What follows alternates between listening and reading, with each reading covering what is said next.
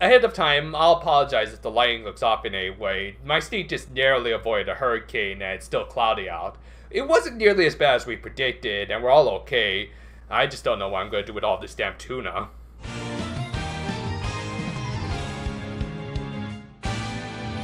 The episode, surprisingly enough, doesn't open up with the usual roll call and instead just gets right into things with an old lady taking a very colorful looking confection to a funeral altar. Oh, please don't tell me it's one of those mirror cake abominations. Those things are so tacky. Anyway, we cut over to the precure with Hana leading them to a small neighborhood shop. Inside, Emiru spies an unusual organism. Ah, I see someone's a fan of the classics. You've got good taste for your age, Emiru. Also, I love Saya's reaction here, which, if we're going based on a line from the manga, more on that at the end of the video, it's her fascination with the unknown kicking in. Unfortunately for her, it wasn't a pig man-eating mask from the 50s, but rather Hana's grandmother, Tampopo.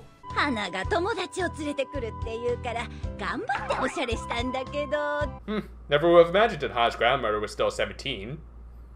You'll probably get it by the end of the review. Hana had brought her team to her grandmother's shop to sample some of her traditional Japanese confections. Her signature treat was dorayaki, basically a couple of small pancakes sandwiching a generous amount of red bean jam. It was the trademark favorite food of Doraemon, one of Japan's oldest and most beloved mascot characters, who even got a short run on Disney XD before being entrapped in the endless cycle of reruns. Also, apparently it stores really well in a giant afro.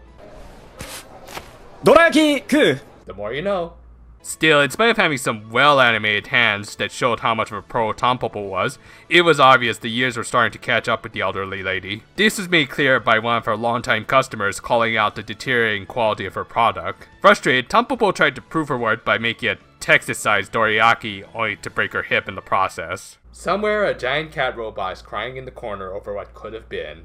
The precure took her to the hospital to recover, and yet, even though her injuries would heal, the fact that she couldn't overcome her own mortality, and that she might have to say farewell to her shop soon, left the old lady fearful of what tomorrow might bring. Meanwhile, a fellow senior citizen, Dr. Tram, was taking a stern tone with one of his subordinates, telling her to start producing results. And while Jealous would eventually comply with his orders, she was still reluctant at taking orders from an old man, as she hated the thought of aging and wanted to ensure that tomorrow would never come.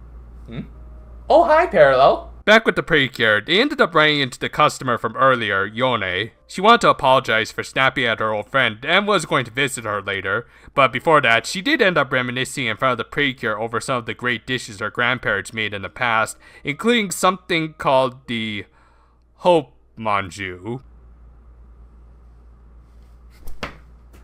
Apparently, Tampopo hadn't made that particular confection for reasons we would discover later in the episode. Anyway, to cheer her grandmother up, Hana figured they should make it for her. They uncovered Tampopo's recipe book near her husband's altar and proceeded to make the confection. In the process of making it, they discovered how much upper body strength it required, and Hana gained an appreciation for how much time and energy her grandmother spent every day to keep her passion alive. They eventually completed and delivered it straight to Tampopo's hospital bed, though you'd think they might want to wash up a little before walking into a sterile hospital. In any case, it's here that we learn why Tampopo stopped making the manju. For her, she wanted to treasure the taste of the first successful confection she made with her husband. She was aware of the fact that her cooking skills were deteriorating for a while now, and thus she didn't want to devalue her husband's memory by producing a subpar product. Yet, while Hana's manju was nowhere near her grandfather's level, it did bring the old lady to tears as it reminded her of her passion for confections that she nearly lost just a few minutes earlier. I'm not crying, you're crying! Back with Jealous, she and her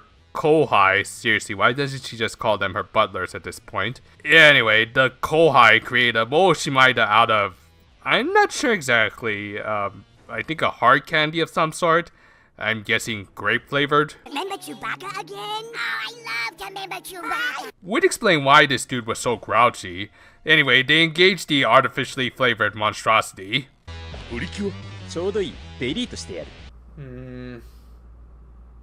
Let's go with Mikami today.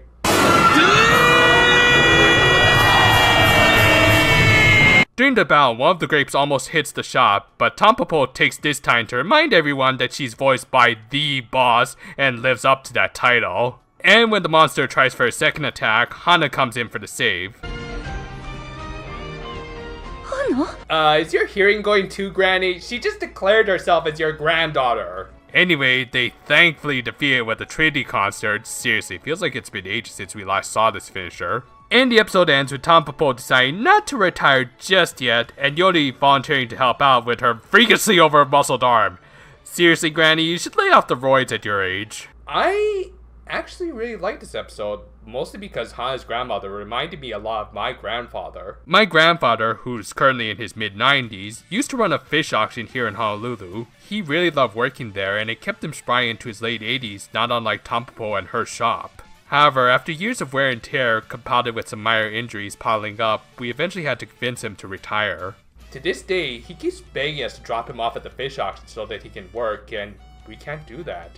And it hurts every time we have to say it to him. This scene of Tampopo contemplating retirement legitimately brought a few tears to my eyes. Yet I actually kind of wish they had gone all the way and just let the old lady retire instead of trying to carry on for likely only a few more years. But I guess this show is also very pro-happy future, so I guess I can let it slide, which brings me to my next point. While I clearly have a bias towards this episode, I do think it also works as a great microcosm of the major themes of the series, that being the idea of how we should confront the future. As I pointed out, Jealous and Tampopo's conflicts ended up paralleling with one another, both not wanting to face the future. Jealous, and by extension, Kryos' ultimate goal is to stop the passage of time, and Tampopo's struggles did provide an argument in favor of that. Why should we be slaves to time and eventually have to give up everything that makes us happy? The answer to that is with the Precure. What matters most is living in the here and now and appreciating things because they are finite. And even then, we'll have memories that we can almost always fall back on when times are especially tough.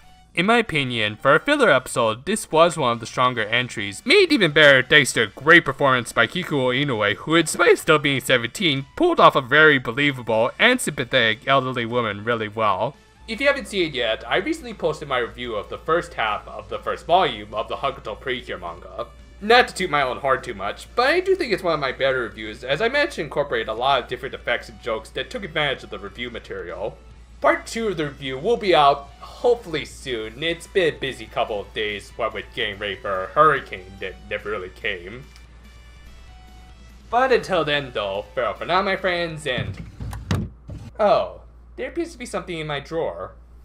I don't need a copyright claim from either TV Asahi or Disney.